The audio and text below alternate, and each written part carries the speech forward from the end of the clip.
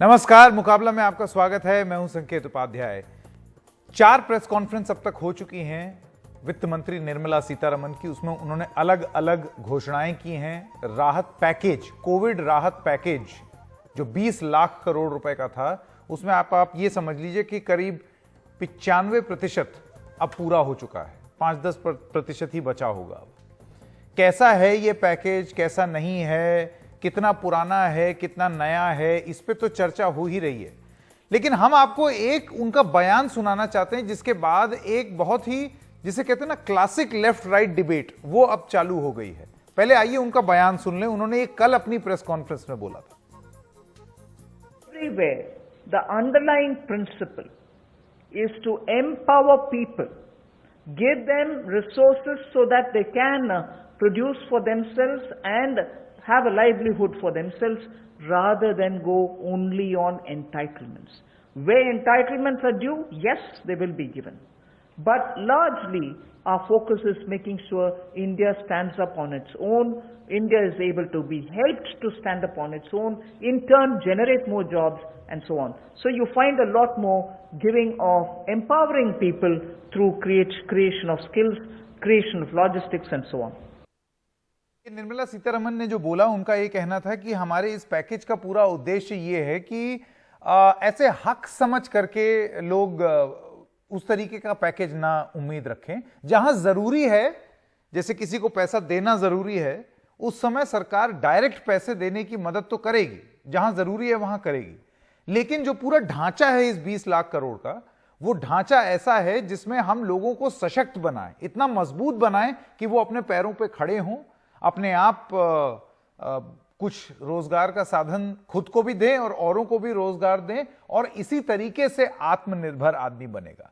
कहने का मतलब यह है कि सरकार की पूरी फिलॉसफी यह है कि मुफ्त में कुछ नहीं होता, मुफ्त में कोई चीज की उम्मीद मत कीजिए। तो इसी पर आज हम अपना मुकाबला कर रहे हैं। मैं बार बार ये एक चीज दोहरा दूं कि ऐसा नहीं है कि निर्मला सीतारमण ने यह कहा कि हम किसी को पैसा नहीं देंगे। उन्होंने बोला था कि जहां एंटाइटलमेंट ड्यू है वहां हम देंगे, लेकिन हमको एम्पावर करना भी जरूरी है। तो आज मुकाबला में हमारे जो सीधे सवाल हैं वो है आपके स्क्रीन पर। कैसा हो एक आदर्श राहत पैकेज? आत्मनिर्भरता के लिए क्या है सही फॉर्मूला? अंशदान का हक बनाम लोन लेकर सशक्त, पॉकेट में पैसा बनाम बैंक का कर्जा। मैं स्वागत करना चाहता हूं हमारे सारे मेहमानों का। सुप्रिया श्रीनेट कांग्रेस की प्रवक्ता हैं, मोहम्मद सलीम सीपीएम के हमारे एक बहुत पुराने स्पोक्स पर्सन, सीपीएम के एक बहुत ही वरिष्ठ नेता हमारे साथ जुड़ गए हैं, आते रहते हैं चैनल पे, दिलीप घोष, आपका भी बहुत बहुत स्वागत। प्रेसिडेंट हैं आप पश्चिम बंगाल भारतीय जनता पार्टी के। रजत सेठी पॉलिटिकल एनालिस्ट हमारे साथ जुड़ गए हैं। आप लोगों का सबका बहुत बहुत स्वागत मुकाबला के इस कार्यक्रम में। मैं आपको फॉर्मेट बता दूं ताकि कोई आरोप ना लगाए, ताकि कोई ये ना बोले कि मुकाबले में भेदभाव हो गया या किसी को मौका नहीं मिला। इस वजह से 1 मिनट का शुरुआती वक्तव्य रखने का सब लोगों को समय मिलेगा, अपनी अपनी बात रखने का, और उसके बाद हम मुकाबला शुरू करेंगे। सुप्रिया श्रीनेट, आपसे शुरू करते हैं। मैं क्वेश्चन एक बार फिर से दोहरा दूं। अंशदान का हक बनाम लोन लेकर सशक्त, पॉकेट में पैसा बनाम बैंक का कर्जा। आपका 1 मिनट शुरू होता है अब। मेरा सिर्फ ये कहना है कि सरकार को 4 दिन हो गए लगातार अनाउंसमेंट करते हुए, और शायद ये वक्त आ गया है कि उनको स्टेप लेकर वापस ये देखना पड़ेगा कि उनके इस अनाउंसमेंट से किसी भी मजबूर आदमी को, किसी भी गरीब के पास क्या अभी तक एक नया पैसा हाथ में गया है। आज टाइम रिफॉर्म करने का नहीं है। रिफॉर्म का स्वागत होना चाहिए जब भी रिफॉर्म हो, लेकिन वो वक्त आज नहीं है। आज स्टिमुलस का वक्त है। सरकार कहीं मॉनेटरी और फिस्कल स्टिमुलस में तो अभी तक कंफ्यूज ही थी, अब सरकार रिफॉर्म और स्टिमुलस में भी कंफ्यूज हो गई है कि रिफॉर्म करने से लोगों की जिंदगी पे अभी प्रभाव पड़ेगा। ये पेशेंट आईसीयू में है, इसको पैलिएटिव होम्योपैथिक केयर देने की जरूरत नहीं है। जरूरी है आज एक बड़ी सर्जरी करने की, और वो सिर्फ फिस्कल स्टिमुलस से आएगी। और फिस्कल स्टिमुलस की डेफिनेशन चेंज कर देने से हम इस महामारी और इसके आर्थिक प्रभाव को नहीं हरा पाएंगे। फिस्कल स्टिमुलस की डेफिनेशन होती है अभी और इसी वक्त खर्चा करना, डिमांड को बढ़ाना, कंजम्पशन को बढ़ावा देना। ठीक है। मैं CPM politburo member Mohammed Salim के पास अब जाना चाहता हूं। सलीम साहब, आपका 1 मिनट शुरू होता है अब। 4 दिन के लगातार सीरीज के बाद अब स्पष्ट हो गया है, हमें मुकाबला कोरोना से करना है या किसी और से। और कोरोना के जरिए कारण जो आर्थिक स्थिति बन रही है, जो सुधारी हो रही है, चाहे वो मजदूर हो, चाहे किसान हो, चाहे छोटे कारोबारी हो, व्यापारी हो, चाहे बड़े बिजनेस हो, हम आर्थिक पैकेज की बात किए। सरकार घोषणा की 20 लाख करोड़, लेकिन वित्त मंत्री बोल रही थी या रिजर्व बैंक के गवर्नर बोल रहा था, ये पता नहीं चलता। हमारे पहले वित्त मंत्री रिजर्व बैंक के गवर्नर थे और सक्सेसफुल प्राइम मिनिस्टर वित्त मंत्री बने थे, और ये मैं देख रहा हूँ वित्त मंत्री को रिजर्व बैंक का गवर्नर बनाना चाहिए। ये मॉनेटरी पॉलिसी बता रही है, लोन किस तरह से लेंगे, रेट क्या होगा, लिक्विडिटी क्या होगा, वो रिजर्व बैंक का मामला है। सरकार को यह कहना चाहिए था कि लोगों के यहाँ पे पैसा कैसे आएगा, ये रिफॉर्म की बात कर रहे हैं अभी। इसी कारण अभी किस तरह से जो हमारे रक्षा सामान बनाने का कंपनी है उसको विदेशी के हाथ में देने का, एफडीआई को बढ़ाने का, दूसरी तरफ आप निर्यात की बात करते हैं 49% से 74% ले जाने की बात कर रहे हैं। और आप देखो जी मोहम्मद सलीम साहब, एक मिनट का समय पूरा हो गया। मैं अब दिलीप घोष साहब के पास जाना चाहता हूं। आप पश्चिम बंगाल बीजेपी प्रेसिडेंट हैं। घोष बाबू, आपका 1 मिनट। ये जो मैं क्वेश्चन एक बार फिर से हमारे व्यूअर्स के लिए दोहरा दूं कि क्या एंटाइटलमेंट का सेंस होना चाहिए या एम्पावरमेंट होना चाहिए, लोन लेना देना चाहिए या एक जिसे कहते हैं ना अंशदान, डोल देना चाहिए, क्या करना चाहिए सरकार को? आपका 1 मिनट शुरू होता है अब। देखिए, हमारी माननीय प्रधानमंत्री जी ने पहले दिन जो घोषणा किया था आत्मनिर्भर भारत, उसी दिशा में ये सारी योजना चल रही है। और लोग आत्मनिर्भर हो, यहाँ के जनता आत्मनिर्भर हो, किसान आत्मनिर्भर हो, कामगार आत्मनिर्भर हो, तब देश आत्मनिर्भर होगा। उसी दिशा में सारी ये योजनाएं चल रही हैं। हमारे देश के लोगों की एक आदत सब पड़ चुकी है कि थोक पैसा हाथ में चाहिए, आ जाएगा खा लेंगे, काल जो होगा देखा जाएगा। इसी आदत से लोगों को चलाया गया। और जो नेता बात कर रहे हैं, इतना दिन तक पार्टी देश को इसी दिशा में चलाए हैं, इसलिए थोड़ा सा इनको तकलीफ होगा और लोगों को भी सुधार आएगा। ये माइग्रेंट लेबर हैं, वो करोड़ों में विदेश में देश में हैं, वो गांव आ रहे हैं, वो गांव के लोग हैं, उनके पास थोड़ा बहुत जमीन भी है, वो उसका खेती भी कर सकते हैं, उनको अगर मदद किया जाए। इसे पशुपालन से, मत्स्य पालन से लेकर के कृषि, हर जगह सरकार ने मदद की है।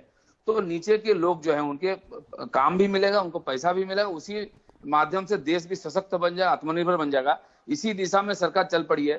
फोकट में खिलाने वाला ये सरकार नहीं है। ठीक है आपने बोला फोकट में नहीं चलना और सशक्त बनाना है लोगों को। रजत सेठी, बहुत जल्दी आपका 1 मिनट। संकेत जी, मुझे ऐसा लगता है कि सरकार ने 3 स्तरों पर काम करने की कोशिश की है। जहां गरीब मजदूर, प्रवासी मजदूरों की बात है तो उन्होंने अंशदान की बात करी, और जब ये मध्यम वर्गीय और छोटे व्यापारी, उनके लिए जब बात की गई तो उनको ये देखा गया कि क्रेडिट फ्रीज हो चुका है, उन तक वर्किंग कैपिटल नहीं पहुंच रही है, उधार नहीं मिल पा रहा है बैंकों के माध्यम से। तो उन्होंने सोचा कि वहां पे इंटरवीन करना, तो सरकार ने उनको उनके लिए लोन की व्यवस्था कराई। और जो बड़े उद्योग हैं उनकी दिशा में उन्होंने रिफॉर्म स्टिमुलस दिया।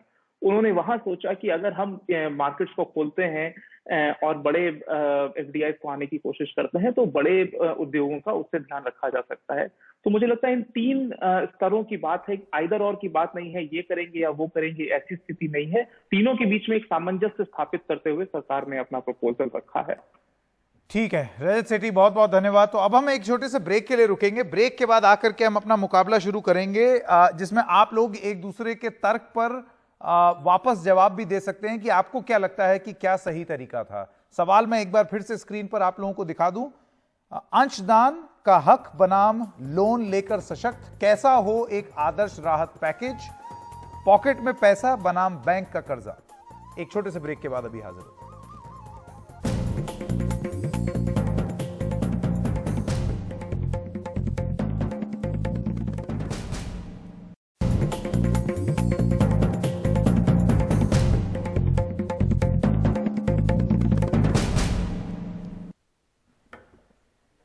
तो कैसा होता है एक आदर्श पैकेज, आइए बात करते हैं। मैं रजत सेठी और दिलीप घोष, आप लोगों से शुरुआत करना चाहता हूं। देखिए रजत सेठी, सरकार का ये कहना है कि हम जहां एंटाइटलमेंट ड्यू है वो तो देंगे, ऐसा नहीं है कि हम नहीं देंगे, लेकिन पूरा जो जोर है वो इस चीज पे होना चाहिए किस तरीके से लोगों को सशक्त बनाया जाए। लेकिन इसमें सवाल ये नहीं उठेगा कि अभी आज की डेट में एक स्थिति ऐसी है कि लोग सशक्त तब बनेंगे ना जब कुछ बेसिक अपनी जगह पर हो।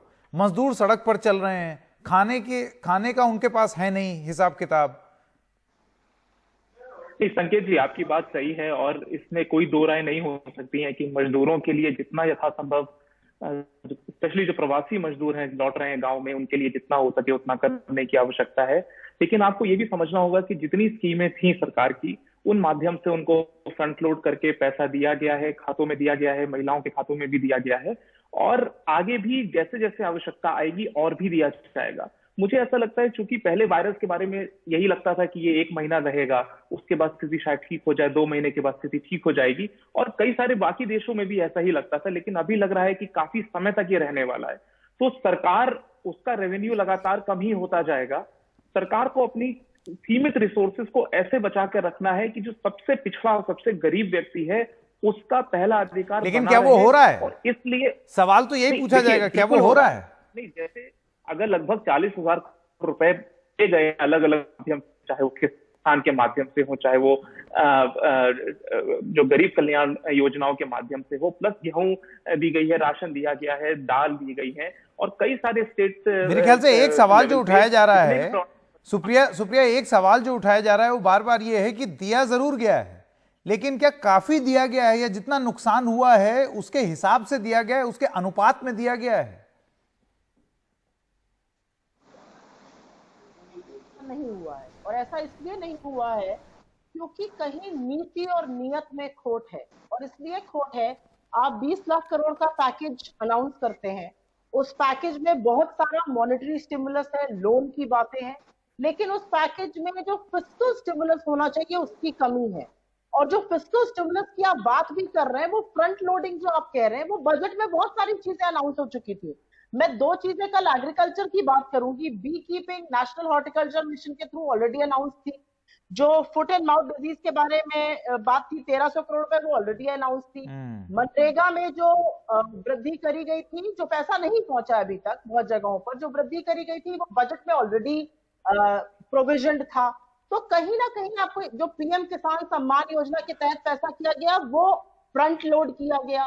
तो जरूरी है समझना कि इस समय ट्वीकिंग से काम नहीं चलेगा। ये छोटी छोटी चीजें या जो ऑलरेडी अनाउंस थी, ये जो सुप्रिया बोल रही हैं वो अपने दर्शकों को जरा समझाने के लिए, फ्रंट लोडिंग का दरअसल मतलब ये होता है कि जो पैसा सरकार ने घोषणा की है, हाँ, कि हम एडवांस दे रहे हैं। जैसे किसानों को उन्होंने कहा कि 2,000 रुपए आपको मिलना था, वो 3 महीने बाद मिलना था, वो हम आपको पहले ही दे देंगे। इसको कहते हैं फ्रंट लोडिंग। दिलीप घोष, अब मैं आपके पास आना चाहता हूं। अभी थोड़ी देर पहले आपका ये कहना, हाँ संजय जी, मुझे एक शब्द और कहने दीजिए। हाँ जी, बताएं। रीपैकेजिंग इस समय करना अपनी ही योजनाओं की रीपैकेजिंग। दिलीप घोष, आरोप यह है कि भारतीय जनता पार्टी अपनी ही या केंद्र सरकार अपनी ही योजनाएं जिनका ऐलान हो चुका है उनको एक बार फिर से ऐलान कर रही है कि हम ये करेंगे, और उसको जोड़ दिया पैकेज में।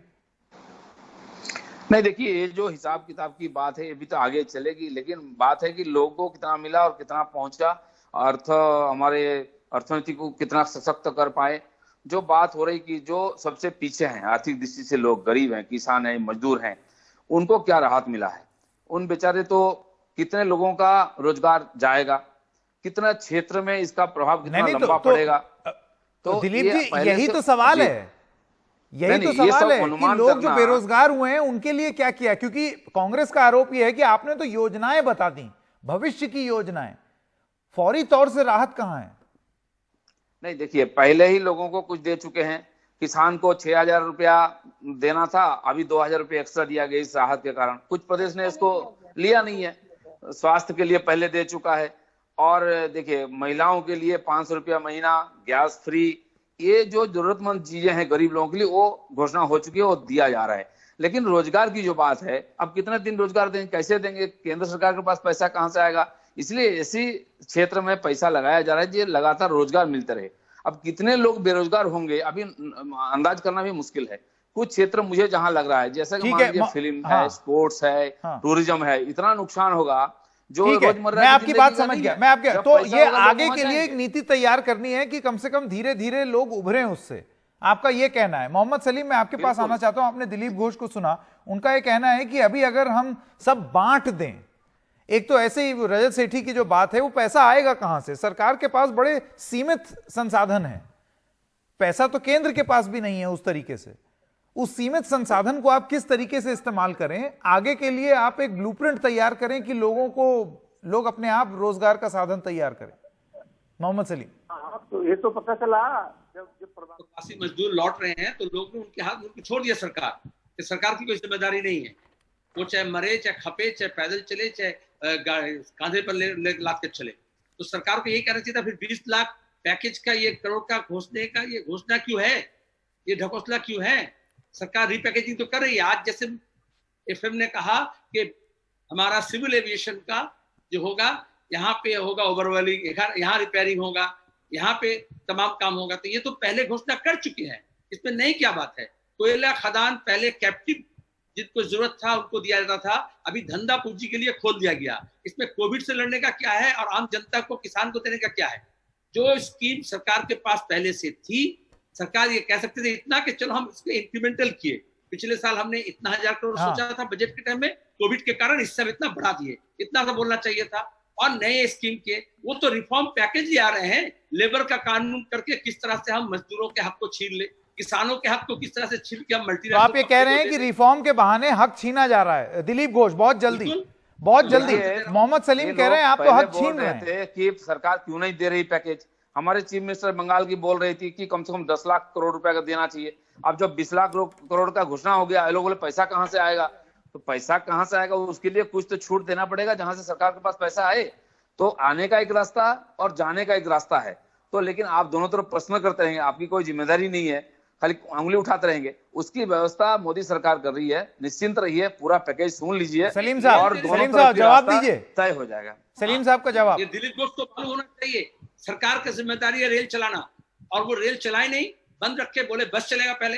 बाद में हम लोगों ने जब मांग किया 50 दिन बाद किए तो किराया दे नहीं सकते, राज्य सरकार किराया दे सकती है। 300 चलाने वाले थे, आप ले नहीं रहे हैं। संविधान के अनुसार माइग्रेशन की जिम्मेदारी सरकार की है, संविधान के अनुसार।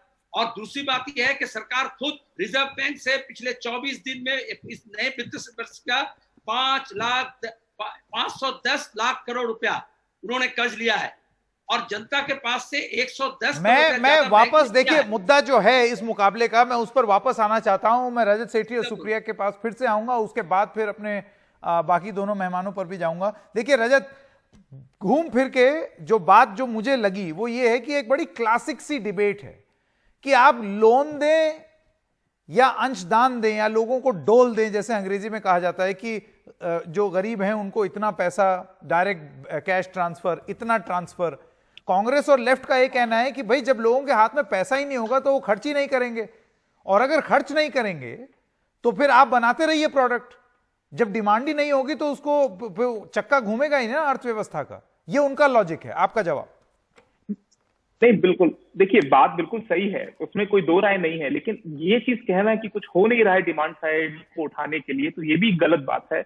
मैं ये देखना चाहता हूं कि देखिए किसी भी देश की, चाहे वो जितना मजबूत हो, उसकी माली स्थिति ऐसी कैसी स्थिति है, कितना उसके पास एल्बो रूम है, कितना कर पाने की क्षमता है, ये सारी चीजों को मिलाकर ही एक पैकेज को डिजाइन किया जाता है।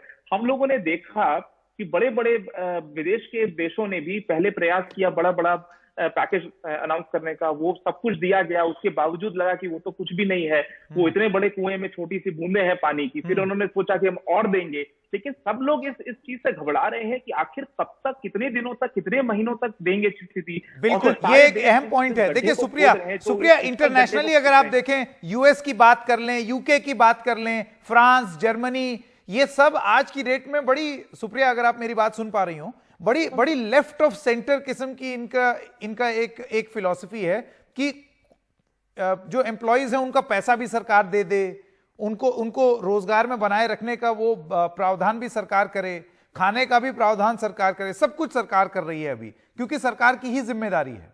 लेकिन आप उनकी इकोनॉमी देखिए और हमारी इकोनॉमी देखिए, आज की डेट में सबसे सही चीज क्या हो सकती थी? मुझे दो चीजें कहनी है संकेत जी, इससे पहले कि मैं आपके डायरेक्ट क्वेश्चन का आंसर करूं। कहीं पर जो दो शब्द हैं वो आपसी विरोधाभास है, और वो आपसी विरोधाभास इसलिए है क्योंकि हम एक पोजीशन ऑफ एंटाइटलमेंट और प्रिविलेज से बोलते हैं। हम डोल कहते हैं जब गरीबों के लिए होता है, और वही चीज जब पूंजीपतियों और बिग बिजनेसेस के लिए होती है, तो मैं भी बिजनेस जर्नलिस्ट रह चुकी हूँ, हम ताली बजा के उसको बिग स्टिमुलस कहते हैं, रीसेटिंग द इकोनॉमी कहते हैं, द बिग रीसेट कहते हैं, और गरीबों के लिए हम कहते हैं ये डोल्स है, ये एंटाइटलमेंट है। तो पहला तो जो विरोधाभास है समाज में और कमेंटेटर्स में वो खत्म होना जरूरी है, क्योंकि ये आपदा का वक्त है। दूसरी बात आपने यूएस की कही, यूएस में आज रिपब्लिकन गवर्नमेंट है जिसमें बड़े बड़े बैंकर्स का बहुत स्टे है और वो उसमें पॉलिसी मेकर्स हैं और वो बात कर रहे हैं पैसा लोगों के हाथ में डालने की, बिकॉज सबको समझ में आ गया है कि अगर डिमांड ध्वस्त रहेगी और तो अपने आप सप्लाई हो जाएगी।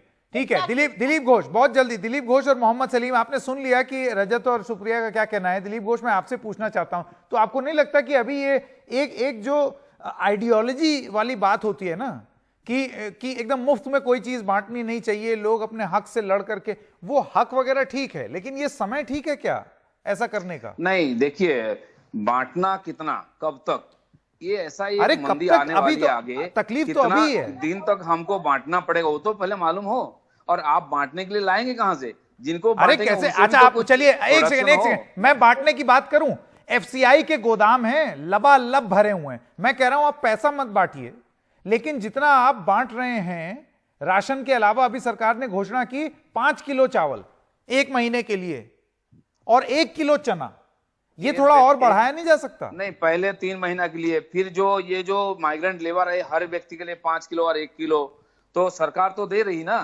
तो एक तो सीमा होना चाहिए कि 6 महीना चलेगा, 1 साल चलेगा। देखिए, भैया 3 महीना देके बंद कर दिया, आप तो दो, इसका तो कोई हिसाब होना चाहिए कितना होगा। लेकिन भगवान की कृपा है, अनाज अच्छा हुआ है। देखिए ऐसा है दिलीप बाबू, हमारी सरकार, देखिए दिलीप साहब, कहने की बात यह है, और मैं अभी मोहम्मद सलीम के पास भी जाऊंगा, कहने की बात यह है कि मैं जो आपने आज कदम लिए हैं, उस कदम का लाभार्थी होने के लिए 3-4 महीने के बाद जब उसका लाभ दिखना शुरू होगा, वो तभी लाभ ले पाऊंगा अगर आज खाना खा लूं, आज मेरा पेट भर जाए। मेरे ख्याल से आर्ग्यूमेंट यही है। तो आपको लगता है कि वो आज वाली स्थिति सरकार उस पर ज्यादा ध्यान ना दे करके 4 महीने बाद में कैसे इस तरीके से मजबूत हो जाए? दोनों चीजें साथ क्यों नहीं चल सकती, ये मेरा सवाल है। दिलीप, नहीं, दोनों ही चल रहा है ना, चावल दाल और गैस का पैसा का भी आ रहा है, साथ साथ इंडस्ट्री को ताकतवर करके लोगों को जॉब देने के लिए भी रास्ता चल रही है। इसको एक संस्कार बोल रहे हैं। तो मोहम्मद सलीम, फिर दिक्कत क्या है? मोहम्मद सलीम, मैं आपसे पूछना चाहता हूं, फिर दिक्कत क्या है? सरकार कह रही है हम तो दोनों रेल की पटरियां हैं, चल रही हैं साथ साथ। नहीं, जिनकी जिम्मेदारी नहीं है वो तो कुछ भी बोल सकते हैं। प्रचार हो रहा है ना, देखो यही तो गलत प्रचार हो रहा है ना। प्रधानमंत्री जी घोषणा की है चावल और दाल मिलेगा, कितने लोगों को मिला? सरकार, अभी आप देखो 90% जो प्रवासी मजदूर थे उनको राशन कुछ नहीं मिला, 96% लोग को खाने का नहीं मिला रिलीफ, इसलिए वो सड़क में है। दिलीप बाबू सड़क में नहीं है, और ये गरीब जनता के अपमान कर रहे हैं।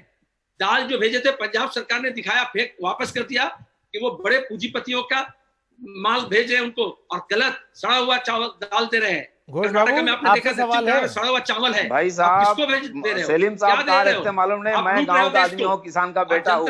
हमारे गांव में 80% लोग सरकार की चावल खाते हैं और बढ़िया चावल है। दाल पहली बार दे रहे हैं। बंगाल के लोग तय नहीं कर पाए कि कौन सा दाल चाहिए, इसलिए यहाँ राज्य सरकार के हाथ में। सलीम जी का तो ना आगे है ना पीछे है, भाषण देने का जिम्मेदारी है, संभालने की कुछ नहीं है। तो एक ही छोटी सी सरकार है, बाकी देश में कहीं कुछ नहीं उनका, इसलिए बोलने का में पैसा नहीं लगता है, पहुंचाने में तकलीफ लगती है। और वो मोदी जी करके दिखा रहे हैं, जितना चाहिए चावल दाल वो पहले केंद्र सरकार पहुंचा दिए, राज्य उसको पहुंचा नहीं रहा है, उसमें मोदी जी का जिम्मेदारी है। ठीक है, राशनिंग सिस्टम नहीं है। आप वन नेशन दिसंबर में बोले थे 75 करोड़ लोगों को फायदा मिलेगा, और अभी फिर से रिपैकेज करके बोल रहे हैं 59 करोड़ को मिलेगा। अरे भाई साहब, शुरू तो किया है, आप लोग तो कुछ नहीं किया है। सारा इंडस्ट्री बंद करके सबको माइग्रेंट लेबर बना दिया बंगाल से, अब होने से क्या होता है? चलिए हम लोग एक सेकंड, ये तो फिर वो मतलब वो बंगाल वाली डिबेट हो जाएगी।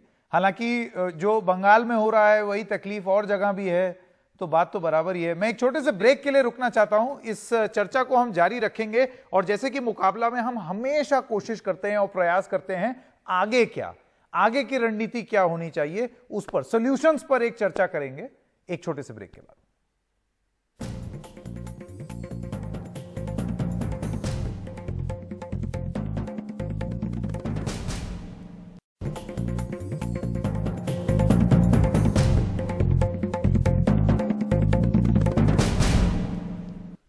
तो तो अब मैं अपने सारे मेहमानों से भविष्य में क्या हो या आगे चल के, क्योंकि 20 लाख करोड़ का तो पैकेज अब लगभग पूरा अनाउंसमेंट हो गया, कल एक और बचा है, आज तो स्पेस वेस का भी अनाउंसमेंट हो गया, एटॉमिक एनर्जी अनाउंसमेंट हो गया। रजत सेठी, भविष्य में आगे क्या हो, क्योंकि बहुत सारे लोगों का मानना है कि इससे इमीडिएट रिलीफ नहीं मिलेगी, आगे चल के मिलेगी, तो इमीडिएट रिलीफ के लिए कुछ और होना चाहिए, आपकी सुझाव।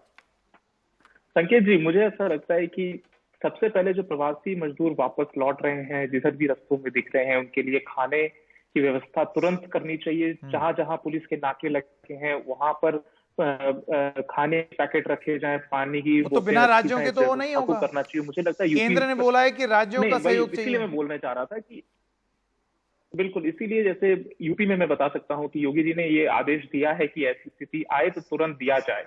अब वो कितना उसका क्रियान्वयन जमीन पे होता है वो अगले 2-3 दिन में मालूम चलेगा।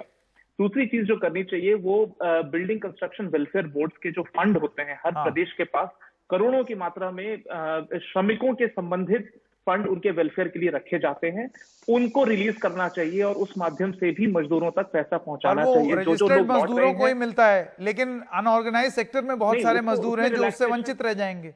देखिए, हर सोल्यूशन में समस्या बहुत है ना, यही तो दिक्कत है हमारे देश में, बहुत सारी कॉम्प्लिकेटेड प्रॉब्लम। अगर आप संकेत, यही चीज है ना, एक होता है रूल्स, और रूल्स को कितना तोड़ के आपकी ब्यूरोक्रेसी तैयार है उसको अमेंड करके बिल्कुल बेनिफिट्स को एकदम सहमत की, वही सारी एकदम सहमत, मैं आपसे एकदम सहमत हूं रजत जी। सुप्रिया श्रीनेट, आपको लगता है कि आज की डेट में एक out of the box solution चाहिए? ये कहना कि हमने ये फलाना आदेश, subsection clause A read with B, इस तरीके का काम आज की डेट में इस कोरोना वायरस में नहीं हो सकता। नहीं, बिल्कुल नहीं, वो व्यवस्था ध्वस्त हो गई। बिल्कुल इस तरह की स्थिति भी कभी नहीं थी, इसीलिए हमें ऐसा लगता था कि इस लड़ाई में राज्य और केंद्र को एक साथ सामंजस्य बिठा के काम करना पड़ेगा, जिसकी शायद कहीं कमी रही, लेकिन इस वक्त उंगली उठाने का टाइम नहीं है। मुझे ऐसा लगता है कि हम तो चलिए फिर भी दलगत बातें करते हैं, लेकिन अजीम प्रेम जी जो one of the biggest donors रहे हैं पीएम केयर्स फंड के, वो तक एडवोकेसी आज कर रहे हैं कि आप रिक्लासिफिकेशन ऑफ एक्सपेंडिचर मत करिए, आप सही एक्सपेंडिचर करिए, और वो तो कह रहे हैं 7-7 हजार रुपए हर व्यक्ति को दीजिए। और मैं मनरेगा के बारे में इसलिए जरूर बोलना चाहूंगी कि कहीं ना कहीं मनरेगा संजीवनी बनेगा ग्रामीण इलाकों में। आज जो लोग वापस जा रहे हैं वो कहीं उसी के भरोसे जीवित रहेंगे। अगर आप नंबर्स देखिए पिछले साल से इस साल के कंपैरिजन में, तो मैंडेज बहुत नहीं, वो बात आपकी सही है, लेकिन आप मनरेगा में कितने लोगों को एम्प्लॉय कर लेंगे भाई, और वो क्या करेंगे गाँव में, क्या कर सकते हैं? 200 दिन करिए, आप 100 को 200 दिन करिए, आप बहुत जल्दी। दिलीप घोष और मोहम्मद सलीम, मेरे पास समय खत्म हो रहा है, मैं जल्दी छोटा 30-30 सेकंड आपको भी सुझाव ले लूं। दिलीप घोष, देखिए, मनरेगा की जो बात आई उसमें ये जो माइग्रेंट लेबर है इनको जोड़ने के लिए प्रावधान रखा गया, और मजदूरी में 180 रुपया से 202 तक किया गया है। तो ये जो बेसिक चेंजेस हुई है, वही मनरेगा जिसको प्रधानमंत्री ने कहा था कि ये फेलियर का जीता जागता उदाहरण। नहीं, अभी जब तक उसका विकल्प नहीं आता है आपको इसमें कराना है, इसका एक नेटवर्क है और उसको मना नहीं किया, उन्होंने पैसा भी बढ़ाया है, क्योंकि इसके लिए माइंडसेट बन चुकी है। तो आपका ये कहना है कि मनरेगा, आप सुप्रिया से एग्री करते हैं, कांग्रेस और बीजेपी आज ये एक समन्वय बन गया कि मनरेगा संजीवनी बनेगा। जी, मोहम्मद सलीम। कहते थे, आज इन्होंने भी एग्री किया। मोहम्मद सलीम, जब है उसको सहमति जब है आगे बढ़ाओ, जो ग्रामीण क्षेत्र के लिए है वो शहरी क्षेत्र के लिए भी इसको विस्तार कर दो। ग्रामीण अर्बन मनरेगा, शहरी जो गरीब है तो पलाय। हाँ, एक दूसरी बात यह है कि इसको 100 दिन तक काम है, उसको 200 दिन आप कर दो, और सरकारी इन्वेस्टमेंट हो इंफ्रास्ट्रक्चर में। आप प्राइवेटाइजेशन मत करो, खदान को बेचो मत, फायदा धंधा मत देखो, वरना देखो एक वेंटिलेटर के लिए जब IIT रुड़की एम्स को दे रही है 25,000 और प्राइम मिनिस्टर केयर से कहा जा रहा है 4 लाख रुपया खर्चा होगा। इसको मौका को धंधा का सोच मत करो। नोटबंदी के वक्त भी जैसा स्कैम हुआ है वैसा पीएम केयर में भी स्कैम होगा। ठीक है, चलिए, ये बड़ा आरोप है और इसमें फिर एक और घंटा लग जाएगा। मैं आप सब लोगों का बहुत बहुत धन्यवाद करता हूं कि आपने भविष्य में क्या होना चाहिए, सॉल्यूशंस के बारे में भी बात की। मुझे इस तरीके से मुकाबला करने में बड़ा अच्छा लगता है कि लोग आगे की बात करें, ना कि सिर्फ तू मैं में रह जाएं। एक छोटे से ब्रेक के लिए रुक रहे हैं, ब्रेक के बाद जब आएंगे तो आपको एक बार फिर से सुनाएंगे कि निर्मला सीतारमण ने क्या कहा, क्योंकि एंटाइटलमेंट, एम्पावरमेंट, ये दो ऐसे शब्द हैं अंग्रेजी के, आप इसको डिक्शनरी में भी देख लीजिएगा। अंशदान हो या फिर लोगों को एक सशक्त किया जाए, क्या सही रणनीति है, आप इसके बारे में सोचिएगा और हमको फीडबैक दीजिएगा। खबरें जारी रहेंगी एनडीटीवी इंडिया में।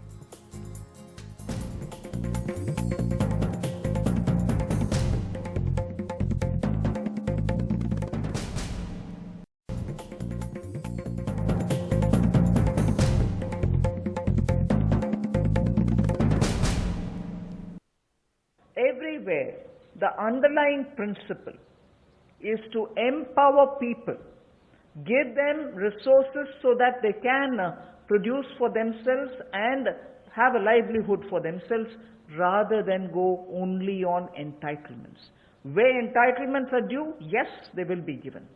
But largely, our focus is making sure India stands up on its own, India is able to be helped to stand up on its own, in turn generate more jobs and so on. So you find a lot more giving of empowering people through creation of skills, creation of logistics and so on.